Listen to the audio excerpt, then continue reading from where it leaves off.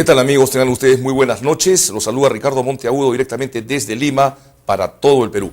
Está con nosotros el ingeniero Juan Cheput, secretario de Política del Partido Perú Posible. Juan, buenas noches. Gracias por estar con nosotros una vez más. Un placer. Bueno, arranco haciéndote dos preguntas. ¿Cómo va el tema de las listas parlamentarias en Perú Posible? ¿Cómo se está manejando eso? El día de mañana es el evento principal en el cual los delegados que han venido de todo el Perú van a proceder a hacer la elección, que dicho sea de paso tiene antecedentes muy democráticos. Por primera vez, y de acuerdo a la ley de partidos políticos, en Perú Posible ha habido elecciones en cada una de las circunscripciones.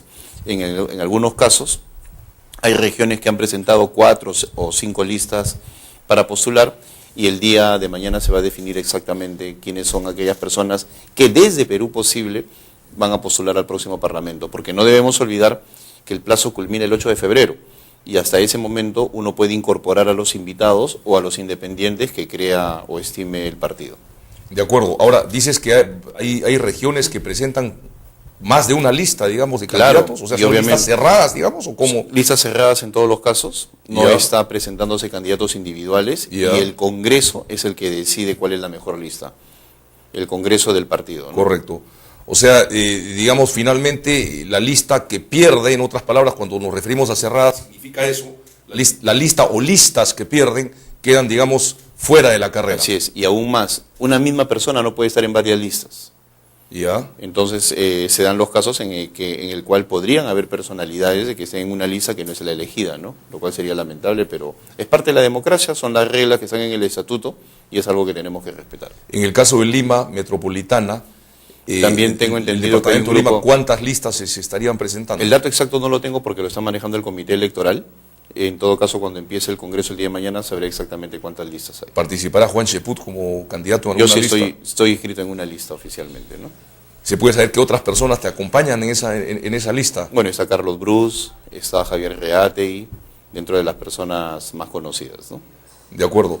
Bueno, es interesante entonces comprobar cómo Perú Posible está iniciando este proceso preelectoral, vamos a llamarlo como elecciones primarias, que son, digamos, una buena lección de democracia para el país. Yo creo que tenemos que felicitar al país en su conjunto y también al Congreso anterior que dio esta ley de partidos, que está evitando en algo que el caudillismo no se imponga, ¿no?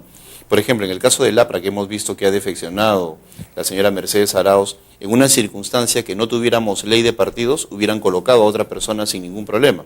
Pero ya la ley de partidos exige de que sean elecciones internas, esas elecciones deciden por una determinada fórmula, y esa fórmula, si en el camino tiene algún problema, simplemente se elimina.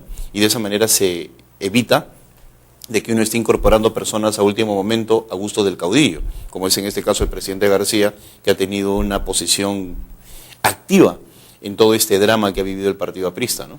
Ahora, ya te adelantaste tú con el tema de Mercedes Arauz, así que continuamos con ella. ¿Hacia dónde podrían ir los votos de Mercedes Arauz, habida cuenta que según las encuestas había una intención de voto de alrededor del 5%, que no es poca cosa? Bueno, más que los votos de la señora Arauz, yo creo que son los votos del partido aprista, ¿no? Porque ella por sí misma ha tenido un descenso sistemático. Cuando era precandidata tenía 11%, cuando la nombran candidata es 7%, y según apoyo ha terminado en 4%, estaba en franca caída. Sin embargo, la lista parlamentaria del partido aprista tenía un promedio de 6, 7 u 8%. ¿A dónde serían los votos del APRA? Yo creo que allí tenemos que hacer una división. Hay un APRA que tiene un conjunto de militantes completamente identificados, que yo creo que puede ser un 1 o 2%, y el resto es la burocracia aprista, concentrada fundamentalmente en Lima. Es decir, todas aquellas personas que trabajan en los organismos estatales, en los programas sociales, que están vinculados de una u otra forma al oficialismo, están en el Congreso. Ellos y sus familias obviamente van a votar por aquellos que les garanticen cierto nivel de estabilidad laboral. Ese podría ser un 2%. Pero al final es tan mínimo el porcentaje que yo en realidad creo que Jorge del Castillo va a cumplir su sueño de liderar al APRA, pero no en la lista parlamentaria, sino en el proceso de recolección de firmas, porque creo que el APRA no va a pasar la valla electoral. ¿Crees que el APRA no va a pasar la valla electoral? Definitivamente, mira, ellos ya perdieron el norte.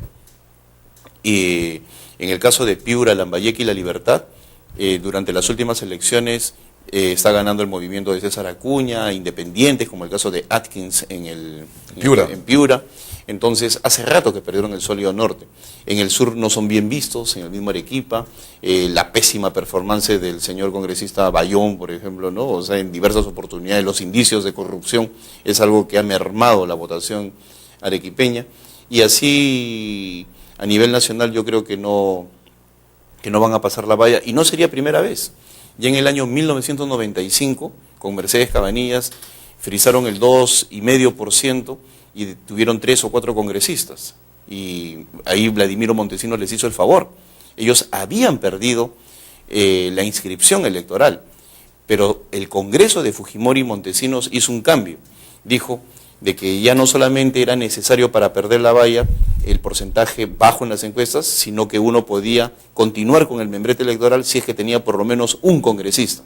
Al cambiar la ley, y ellos tenían un grupo de congresistas, 2 o 3 si no me equivoco, obviamente ya no tuvieron que salir a recolectar firmas. O sea, esta sería la segunda oportunidad en que el APRA ve en problemas su inscripción electoral. Bueno, pero sin embargo, digamos, así pierda la inscripción un 1 o un 2%, Juan, podría ser determinante si no se gana en primera vuelta, que es lo que ustedes en Perú Posible quieren hacer. Ya tenemos el ejemplo, digamos, de las elecciones municipales acá en Lima, ¿no? En donde la diferencia fue de 30.000 votos. Evidentemente, por eso nosotros pensamos en el APRA institucionalista, que es un APRA respetable, en el APRA ligada a Víctor Raúl Aya de la Torre. Dicho sea de paso, Alejandro Toledo cada vez que llega a La Libertad visita la tumba de Víctor Raúl. En el APRA que cree que la democracia es el soporte fundamental constitucional del desarrollo en el país. A esa APRA nos dirigimos y en esa APRA nosotros confiamos. Entonces, pero no creemos, por ejemplo, en aquellos advenedizos, ¿no?, que han hecho del festín público una mancha para un partido de tan amplia trayectoria, ¿no? No creemos en aquellos que ven en la política solamente el oportunismo o la agenda personal. No creemos en aquellos que no dudan en imponer su propio sentir y actuar y accionar y no dudan en que colapse todo esto, ¿no? Yo creo que dentro del propio partido aprista ya hay un hartazgo de un conjunto de dirigentes que ha convertido a un partido emblemático en simplemente una maquinaria electoral para que se perennicen 3 o 4. Yo creo que las próximas elecciones va a significar un castigo para aquellos que han hecho de la política una forma de vida. Y va a haber un proceso de renovación en el partido aprista que va a dar muchas sorpresas. Tú compartes la idea de muchos políticos jóvenes y otros no tan jóvenes, a raíz de lo último que has dicho, que es fundamental, digamos, en la acción del gobierno, del próximo gobierno, hacer una verdadera reforma político-electoral en el país. Bueno, el Perú ahora ya está clamando por una reforma electoral. Cuando vemos todo lo que está sucediendo en estos momentos y vemos que la señora Mercedes Arauz por capricho se marcha, etcétera, etcétera, ya estamos viendo de que es necesario reformar todo el sistema electoral. Necesitamos cambiar la estructura de nuestro Parlamento, necesitamos lograr que el financiamiento que está en la ley y que el presidente García lo bloqueó. La ley la dio el Congreso durante el gobierno de Alejandro Toledo en el último año y García no la reglamentó. A pesar de que estaba presupuestado. No la reglamentó, digamos, argumentando que un país en una situación económica difícil no podía gastar en financiar partidos políticos, cosa por demás sumamente demagógica. Lo curioso, Juan, es que lamentablemente la clase política en su conjunto en el Parlamento, casi un 90%, no podemos generalizar, se dio la mano y no hubo la más mínima decisión política. Y no olvidemos cómo empezó. El señor Torres Caro hizo un escándalo indicando de que el movimiento de Ollanta-Humala iba a recibir cerca de 4 millones de dólares como consecuencia de los votos que había obtenido. Luego viene el presidente García, en ese momento presidente electo, ni siquiera se había enterado de las cuentas nacionales y de manera demagógica dijo no le vamos a dar ni un solo a los partidos.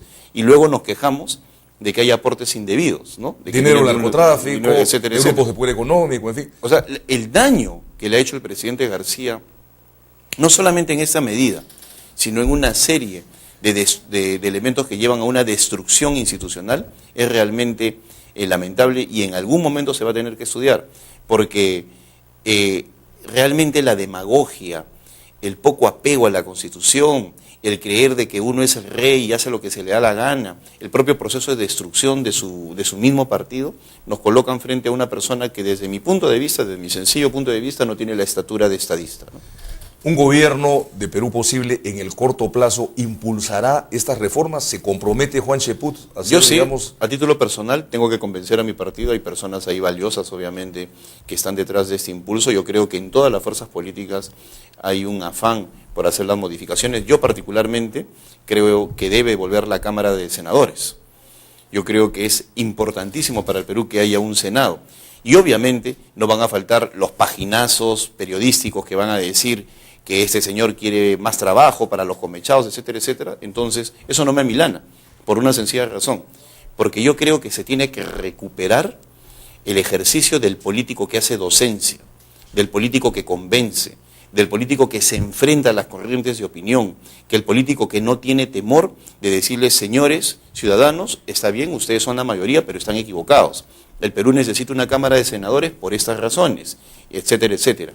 En el Perú de hoy, lamentablemente, la clase política es de tan bajo nivel que ante el primer paginazo retrocede. Sale un titular periodístico y le dice horror y ellos retroceden. Y lo vemos en todos los niveles, en el nivel de los alcaldes, en el nivel de los presidentes regionales, en el nivel de los congresistas, de los ministros y del presidente de la República. Ese sentido intelectual de ejercicio docente de la política que tuvo Acción Popular con brillantes senadores, que tuvo el mismo partido aprista, que tuvo el PPC, que tuvo la democracia cristiana, que tuvo el Partido Comunista. Las izquierdas, ¿no? Las izquierdas, tiene que volver. Políticos con talante, con temperamento, con conocimiento, intelectuales, amantes del Perú, que vivían el Perú, que conocían el Perú. Hace poco yo conversaba con políticos que ni siquiera saben cuántas provincias tiene una región, que ni siquiera saben dónde queda este pueblito, y dicen que hacen política. Entonces, eso lo enseñó don Fernando Belaúnde, y se transmitía en la clase política de antes. Ese sentido político tiene que volver, ¿no? Fernando Belaúnde, Aya de la Torre, Alfonso Por supuesto, Barrantes, gente el mismo Héctor Cornejo Chávez. En estos momentos que estamos conmemorando el día de hoy, el aniversario de Arguedas, ¿cuántos de esos señores han leído un libro de Arguedas? Me hace enseña, Juan, para ir a un pequeño corte comercial y regresamos. Estamos con Juan Cheput, secretario de Política de Perú Posible.